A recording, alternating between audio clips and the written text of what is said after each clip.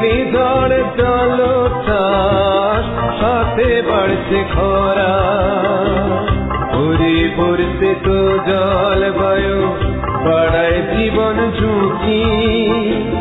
তথ্য প্রযুক্তি করছে নতুন দিনের মুখী, শুনবো মোরা জানবো হ্রাস করবো ব্যথা, লড়াই করা জীবন নিয়ে উপকূলের কথা। সুপ্রিয় শ্রোতা, শুভেচ্ছা নিন। শুরু হচ্ছে জলবায়ু পরিবর্তনের প্রভাব ও অভিযোজন কৌশল বিষয়ক নিয়মিত রেডিও অনুষ্ঠান উপকূলের কথা। উপকূলের কথা, উপকূলের কথা। অনুষ্ঠানটি পরিবেশিত হচ্ছে এলজিইডির কোস্টাল ক্লাইমেট রেজিলিয়েন্ট ইনফ্রাস্ট্রাকচার প্রকল্প সিসিআরআইপির আওতায় কৃষি তথ্য সার্ভিসের রুরাল রেডিও ইনিশিয়েটিভ RRI এর সৌজন্যে, সহযোগিতায় international fund for agriculture development IFAD। সম্প্রচারিত হচ্ছে প্রতি শনি ও রবিবার বিকাল 4টার সংবাদের পর, সোম ও মঙ্গলবার রাত 8টায়, শুধুমাত্র আপনার প্রিয় কমিউনিটি রেডিও রেডিও মালতা 99.2 FM এ। আজকের উপকূলের কথা অনুষ্ঠানে আপনাদের সাথে আছি আমি জ্যোতি ও আমি অ্যানা। আর এই অনুষ্ঠানটি অনলাইনে শুনতে লগ ইন করুন malta.communitiradio.com.bd। জলবায়ু পরিবর্তনে বাড়ছে খরা, ঘূর্ণিঝড়, লবণাক্ততা, জলোচ্ছ্বাসে ফসল হানি, ভাঙছে ঘর। সুপ্রিয় শ্রোতা, শুরুতে জেনে নিই কি কি বিষয় নিয়ে সাজিয়েছি আজকের উপকূলের কথা অনুষ্ঠানটি। হচ্ছে মানুষ দিশে হারা, লড়ছে 12 মাস, শুধু লড়ছে 12 মাস, শুধু লড়ছে 12 মাস, শুধু লড়ছে। উপকূলের কথা অনুষ্ঠানে শুনতে পাবেন জলবায়ু প্রতিবেদন। আজকের জলবায়ু প্রতিবেদনে থাকছে লবণাক্ত জমিতে বোরো ধান চাষের সমস্যা সম্পর্কে। শুধু তাই নয়, এই সমস্যা থেকে বেরিয়ে এসে লবণাক্ত জমিতে কিভাবে বোরো ধান চাষ করা যায় সে সম্পর্কে জানবো আমাদের আজকের পর্বে। জলবায়ু পরিবর্তন জনিত বিভিন্ন বিষয়ের উপর সচেতনমূলক নাটক, গান এই নিয়ে সাজানো হয়েছে কৃষি বিনোদন পর্ব। রয়েছে শ্রোতার আসর, কুইজ ও রচনা প্রতিযোগিতা। লাইভ ফোন ইন পর্বে থাকবেন একজন বিশেষজ্ঞ, যিনি সরাসরি শ্রোতাদের নানান জিজ্ঞাসার উত্তর দেবেন। এছাড়াও সপ্তাহ জুড়ে শুনতে পাবেন জলবায়ু পরিবর্তন জনিত প্রভাবের উপর রেডিও স্পট ও গান।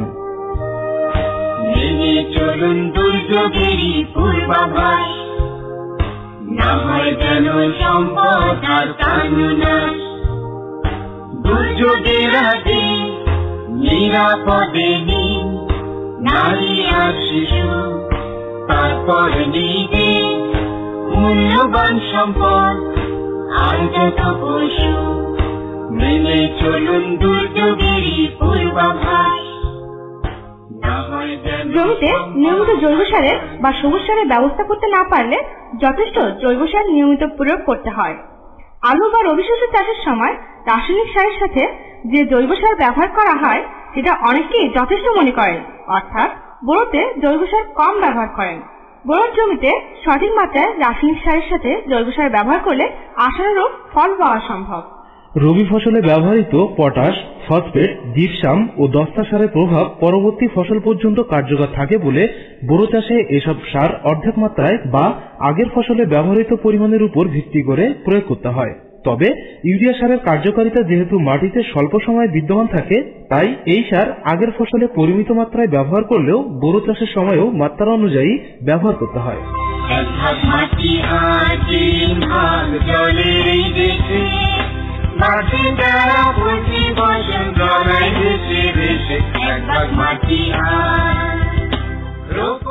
প্রিয় শ্রোতা, আপনারা শুনছেন জলবায়ু পরিবর্তনের প্রভাব ও অভিযোজন কৌশল বিষয়ক নিয়মিত রেডিও অনুষ্ঠান উপকূলের কথা। শুরুতেই জলবায়ু প্রতিবেদন।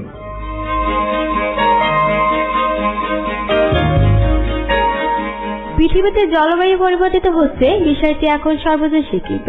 জলবায়ু পরিবর্তনের প্রভাবে বিশ্বের ক্ষতিগ্রস্ত দেশগুলোর মধ্যে বাংলাদেশ অন্যতম।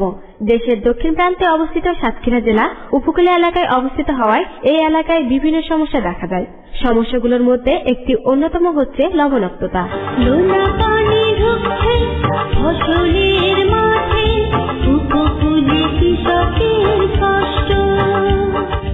লবণাক্ততার কারণে সাতক্ষীরা জেলার সব থেকে বেশি প্রভাব পড়ছে কৃষিতে, ফলে কৃষকরা হচ্ছে ক্ষতিগ্রস্ত। লবণাক্ত হওয়ার কারণে আমাদের এই বোরো ধান লাগানো আমাদের পক্ষে খুব অসম্ভব হয়ে যাচ্ছে, কারণ আমাদের আমি কোন রকম লাগাইছি বটে, কিন্তু ধান হওয়া পরে একটু গাছ হয়ে যাওয়ার মানে পানি উঁচু জমি পানি রাখতে পানি শুকিয়ে যায়, আর লবণাক্তর কারণে ধান গাছ আস্তে আস্তে মরে যায়। এইভাবে মানে আমার চাষের দিক থেকে খুব অসুবিধাজনক হয়ে পড়ি, চাষ করার মতন না আর কি। আর আমাদের শুধু না, আমার একলা না, আমাদের এই এলাকায় যা দেখতেছেন না, এ সব ওই ধরনের ব্যাপার। ওই অতিরিক্ত খরচ দিয়ে যাও, সেই অনুযায়ী ধান পাইনি, গাছ আস্তে আস্তে গাছটা মরিয়ে যাচ্ছে। দেখেন এই যে সমস্ত ধান। এখানকার কৃষকদের কাছে বোরো ধান খুবই গুরুত্বপূর্ণ, কারণ এই বোরো ধানের উৎপাদন তুলনামূলকভাবে বেশি হয়। কিন্তু লবণাক্ততার কারণে বোরো ধান উৎপাদন কমে যাচ্ছে, তাই হতাশায় ভুগছেন কৃষকরা।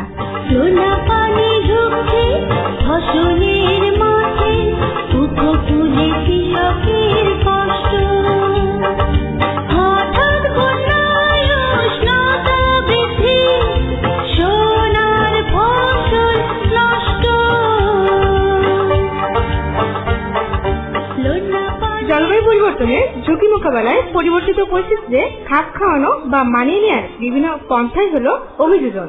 অভিযোজনের মাধ্যমে আমরা লবণ সহনশীল বোরো ধান চাষ করে এবং সঠিক পরিচর্যার মাধ্যমে অধিক উৎপাদন করতে পারি। উপকূলীয় এলাকাতে ধান আবাদ না হয় বিষয়টি সরকারের উচ্চ পর্যায়ে খুব গুরুত্বের সাথে গৃহীত হয়েছে। এ বিষয়ে মাননীয় প্রধানমন্ত্রী এবং মাননীয় কৃষিমন্ত্রী মহোদয় দেশের বিজ্ঞানী সমাজের প্রতি উদাত্ত আহ্বান জানাচ্ছেন যেন তারা লবণ সহনশীল জাতের ধান উদ্ভাবন করেন। এ বিষয়ে বাংলাদেশ ধান গবেষণা ইনস্টিটিউটের বিজ্ঞানীগণ গবেষণা চালিয়ে যাচ্ছেন এবং ইতিমধ্যে বেশ কয়েকটি লবণ সহনশীল জাত যেমন বিআর 40, বিআর 41, বিরিধান 47, বিরিধান 55 উদ্ভাবন করেছেন। বাংলাদেশ পরমাণু কৃষি গবেষণা ইনস্টিটিউট অতি সম্প্রতি বিনা 8 এবং বিনা ধান 10 নামের 2টি লবণ সহনশীল জাত উদ্ভাবন করেছেন। এ পর্যন্ত উদ্ভাবিত লবণ সহনশীল জাতগুলো কৃষকেরা মাঠ পর্যায়ে চাষাবাদ শুরু করেছেন এবং গবেষণা প্রতিষ্ঠানগুলো তাদের গবেষণা কার্যক্রম পরিচালনা করে যাচ্ছেন, যাতে তারা লবণ সহনশীল উন্নত ধানের জাত কৃষকদের দোরগোড়ায় পৌঁছে দেওয়া যায়।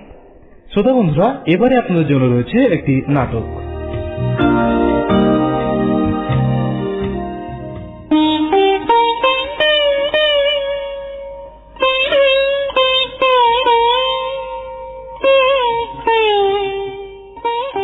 হায় আল্লাহ, এবার বাঁচার কোনো উপায় নেই। এত কষ্ট করে খ্যাত বানালাম, দুইবার বড় ধানের বীজ ফেললাম, কোনো লাভ হলো না। এবার কপালে কি যে জুটবে কে জানে, আল্লাহ আল্লাহ গো। কি হলো জব্বার চাচা, এত চিন্তা কিসের? মাথায় হাত দিয়ে বসে পড়লেন যে? আর বলিস নি রে বাবা, আর বলিস নি। এবার বোধ হয় জমি জমা বেশি কিনে তো চলে যেতে হবে না। কেন চলে যাবে কেন? কি হয়েছে বলবে তো? দুইবার খেতে বীজ ফেললাম, চারা বার করতে পারেনি। এই কথা, এর জন্য চিন্তা করা লাগবে না চাচা। তুই কি বলতেছিস মাসুদ? এলাকার সব মানুষের মাথায় হাত উঠে গেছে, আর তুই করতেছিস চিন্তা করতে হবে না। আমি যা বলেছি সেটা ঠিক বলেছি চাচা। জলবায়ু পরিবর্তনের কারণে লবণাক্ততার পরিমাণ বেড়ে গেছে, সে কারণে বীজতলায় চারা বের হচ্ছে না। তাহলে এখন উপায় একটাই, চলুন আমরা সবাই উপজেলা কৃষি কর্মকর্তার নিকটে যাই, ওনার কাছ থেকে সমাধান নিতে পারবো। সত্যি কথাটি মাসুদ, ওনারাই সমাধান দিতে পারবেন? হ্যাঁ, ওনারা অবশ্যই দিতে পারবেন। ওনারা জানেন এই উপকূলের আবহাওয়া পরিবর্তনের জন্য কোন ধরনের বীজ এই মৌসুমে উপযোগী। তাহলে আর দেরি করবো না মাসুদ, আমি এক্ষুনি তোর সঙ্গে উপজেলা কৃষি কর্মকর্তার অফিসে যাব। চলুন চাচা, চলুন।